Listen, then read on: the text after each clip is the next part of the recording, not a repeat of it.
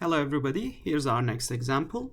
You have a daughter who is 2 years old now and you just celebrated her second birthday, I guess, and you want to pay for her college tuition down the road when she actually turns 18.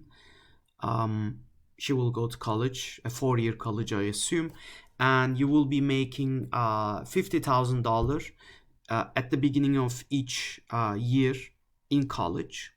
So right on the first day of like right after you celebrated her 18th birthday, the very next day, the first $50,000 installment payment for the college is to be made. So you will be making 4 payments for her college education, and in order to plan and manage those payments ahead of time, you decide to open a college savings account today, and that account pays 4% interest compounded.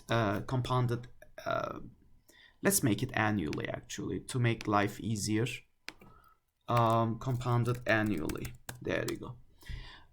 You deposit $5,000 today, the day you opened your college savings account, into that account, and you will be making equal end of year deposits afterwards every year until the very last payment. The very last payment will be on the first day of her senior year, which is pretty much the same thing as the last day of the junior year, I guess, right? Because the college wants the payments at the beginning of each year. And that's pretty much it. So the question is, we know that the day we opened the account, we deposit $5,000.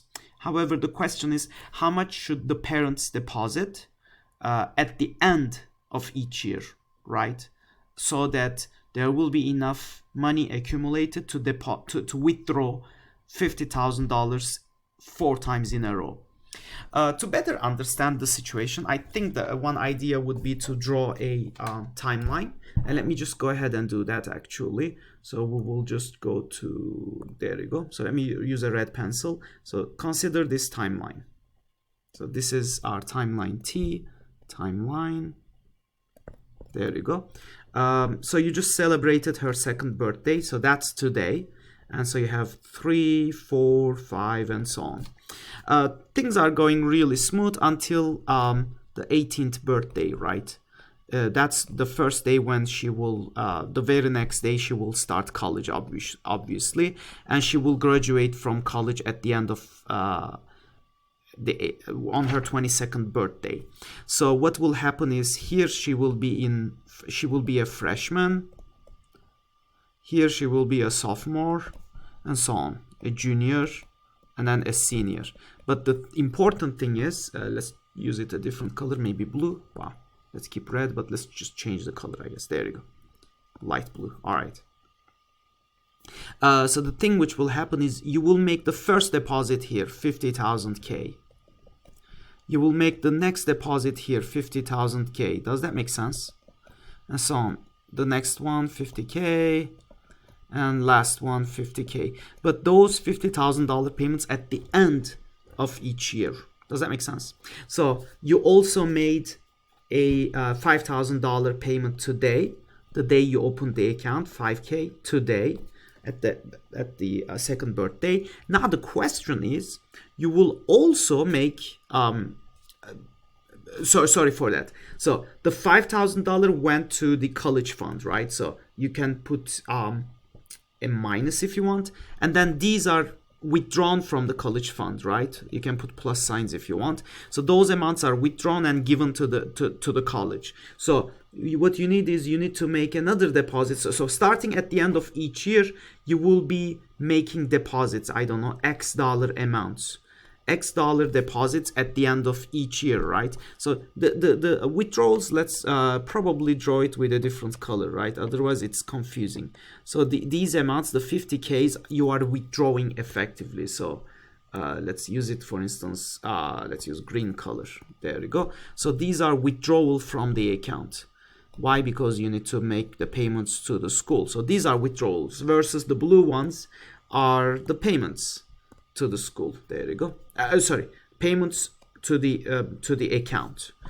So you need to make equal end of year deposits to the account for the next it turns out that you will be making on the 18th year, on the 19th year, you make a deposit and at the same time you withdraw 50. You'd make a deposit at the end of her 21st birthday, that very day, and right away you withdraw $50,000 from the account. Does that make sense? So if you want, let me just go ahead and select all that. And is it possible to change color here? I wonder if it is. Let me see if I can change that color all to green. Oh, no, it's not letting me. Okay, so let me just rewrite it here, I guess. Let's just write it green again, so everyone is clear. Okay, so you withdrew $50,000 from the college fund, another 50K here, another 50K here, and another 50K. The question is, how much should you deposit so that you will have the power to make all these withdrawals, right? That's the whole question. All right, so having said that, as you can see in the picture, I have already prepared a table, and let's try to go over this table to make sense of this table, I guess. So this will look like an amortization table, and I usually do this a lot. I enjoy these type of tables, to be honest. So it organizes our understanding of the problem. So here on the first column I have age of the child, basically. When I say 3 here, it's really the 3rd year. So you already celebrated the 2nd birthday and the 3rd year began, right? So if you want, this age is between 2 and 3. So she just ended the 2nd age, and so you go all the way to the 3rd age. And this one is from the 3rd, you celebrated the 3rd age, and you go all the way till you celebrate the 4th birthday, and so on. Does that make sense? 4 through 5. The reason I do that is because, let me see if Excel will let me autocomplete. No, it's not letting me. That's a shame. In fact, actually, you know what? I can show you guys a few tricks. Insert. Okay, let me show you a trick. Begin. Okay, it's fancy, but I don't know. And check this out. So I'm going to put 2, 3, 3, 4. I'm going to show you how you can construct these numbers. 4, 5. I mean, most of the time you won't need it, but I don't know. Sometimes you might. Okay, there you go. So I'll go all the way here. All right. So the way you can do it is to use something called ampersand. Let's see if I can do it. So this is equal to this number. Ampersand, connecting it with blank through, or let's just write it shorthand, through, and then ampersand this cell. Hey, do you guys see that? So it's very straightforward, actually. So you can scroll all the way down and boom. Does that make sense? So it's really good. Now what I want is, I don't want anybody to see these weird things, so I will just color it. Basically I will just change the color of the thing to white, so it will pretend that there's nothing there. That makes sense, I hope. Yeah, so this is just a simple trick to twist the machine to do what you want. Well, anyhow, so at the beginning we deposit, well, we were told the day we open the account we deposit $5,000, and the interest payment on that $5,000 is, well, first let's write them down elsewhere. I created some space over here for that purpose. So annual deposits, we don't know what that number is, so let me skip that for now. The interest rate though is 4%. I know that number is 4%. So the interest rate that I earn on that amount is equal to this number times the interest portion will be what? Times this, I guess. Yeah, that's the interest. And finally, you will make new deposits. For the time being, because I don't know what will be the amount X, let me just write $1,000, for instance. There you go. So the amounts deposited will be equal to $1,000. Make sure to fix that cell, F4, because you will always make equal equal deposits at the end of each year. And the withdrawals will be no withdrawal during the first year, and the ending balance as a result will be whatever the beginning balance plus the interest payment plus the deposit plus the withdrawal. There was no withdrawal, obviously. And that's it. That's pretty much it. We need to scroll. So let me do it one more. So this is the end of so this is the beginning of her third year, meaning she just celebrated her second birthday. Her parents deposited $5,000, and now she's celebrating her third birthday. What happened is that initial $5,000 payment earned $200 interest because 4% interest on the account, and on top of it, the family put another $1,000 at the end of the third year during her birthday, her third birthday. So that's the amount. So that amount will carry to the beginning of the following year, and the rest it will be the same. So I will just, I guess, the interest will apply the same. The only concern is you guys see that interest came out 0 because I was supposed to fix the interest rate. So let me just go ahead and do that. The interest rate is in cell B20. So I'll just press function F4. Now if I were to scroll it like this, yes, drag it down, yes, it works. This one I can drag it down because you can see the dollar sign. So yeah, it's fixed. So that's pretty good. And withdrawal again is $0 basically. And this number is again adding those 3 values, and boom. Wow, so by the end of the second year, there will be this much amount. From here on, I can just go ahead and drag it all the way. Now I should be careful here. I need to drag all the way to the end, till her 21st birthday. So until that day, these are wrong. So these should be all $0 withdrawals. Until that day, $0. When we celebrate her 18th birthday, that very day, we will also withdraw $50,000 from the bank because the next day we need to pay the bank, right? So that very day, we deposit $1,000, and as soon as we deposit, we withdraw $50,000 in a sense, and so on. So we withdraw $50,000, withdraw $50,000, and oops, sorry, it should have been minus, right? So minus $50,000 minus $50,000 minus $50,000. That's it. Hey, look at that. We were supposed to have enough money, so we were supposed to close the account as soon as we make her very last $50,000 payment, but look at that. There's a minus, so we want to make this number supposed to be 0. Should better be equal to 0, right? But it is not. So we need some work to do. So this $1,000 annual deposits is not correct. So what should be those deposits? How about if it was $2,000?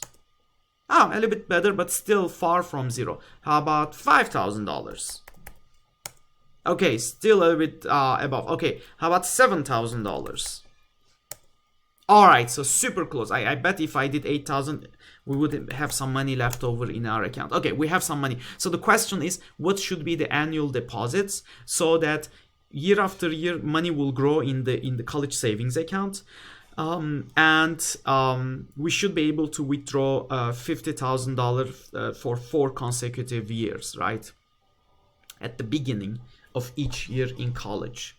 As you can imagine, there's many different ways to accomplish that. Arguably, the simplest way would be to use the function goal seek. So this number, it doesn't matter where you start. You could have started at, say, $1,000. We need to put any number you want. So we go to data ribbon, what if analysis, and then goal seek. Our goal is to make not that cell, this cell equal to the value 0 by changing the cell the annual deposits at the end of each year, and press OK.